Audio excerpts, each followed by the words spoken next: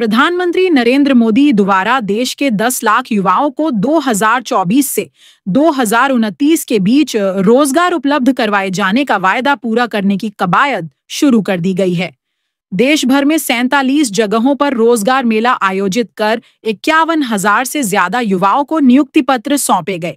इसी कड़ी में केंद्रीय राज्य मंत्री एवं गुरुग्राम के सांसद राव इंद्रजीत सिंह गुरुग्राम पहुंचे। यहां पहुंचे केंद्रीय मंत्री ने 147 युवाओं को नियुक्ति पत्र सौंपे। राव इंद्रजीत ने कहा कि देश के प्रधानमंत्री नरेंद्र मोदी ने संकल्प लिया था कि वह हर 5 साल में 10 लाख युवाओं को रोजगार उपलब्ध करवाएंगे।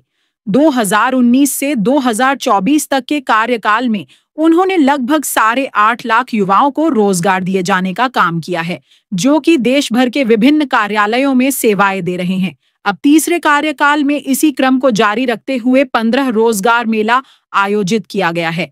इस मेले में 51,000 से ज्यादा युवाओं को रोजगार दिया जा रहा है, जिससे वह अपना जीवन यापन कर सके। आज मोदी सरकार का 15वां रोजगार मेला था और जो पिछली सरकार थी, जो पिछले बार जब नियुक्त हुए थे प्रधानमंत्री सेकंड टर्म के अंदर, तो उस टाइम इन्होंने ये संकल्प लिया था कि हम 10 लाख बच्चों को 5 साल के अंदर नौकरी देंगे। तो जो पिछले 5 साल निकल गए उसके अंदर 8.5 लाख के करीब दे चुके हैं। और ये जो नया हमारी पारी है 24 से लेकर के 29 तक, इसके अंदर भी 10 लाख बच्चों को रोज़गार देने का संकल्प हमारी सरकार ने और हमारे प्रधानमंत्री ने लिया है। कुल मिलाकर के जब से ये संकल्प लिया गया है, कोई 10 लाख बच्चे भारत सरकार की अनेक उसके अंदर कंपनी अनेक डिपार्टमेंट्स के अंदर सिलेक्ट हो गए हैं।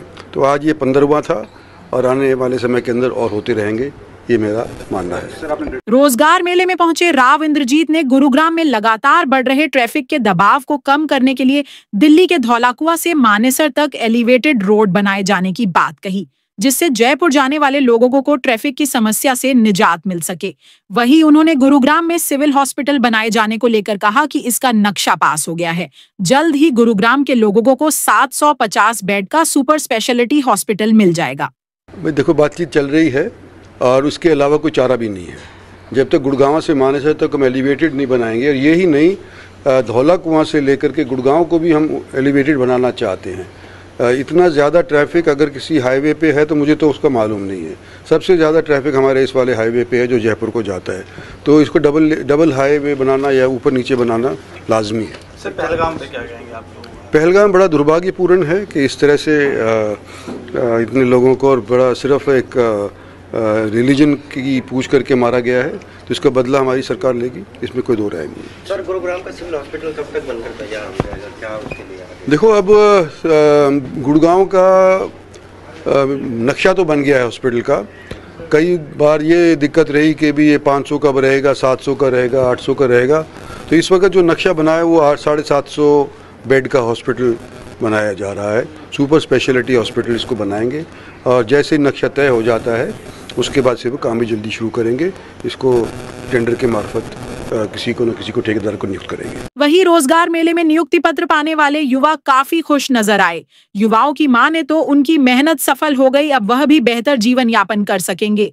इतना ही नहीं, रोजगार मिलने से वह स्वयं का और अपने परिवार का भी पालन पोषण करने में सक्षम हो सकेंगे। इसके लिए देश के प्रधानमंत्री का आभार व्यक्त करते हैं, जो उन्होंने युवाओं को तवज्जो दी और रोजगार मुहैया करवाया।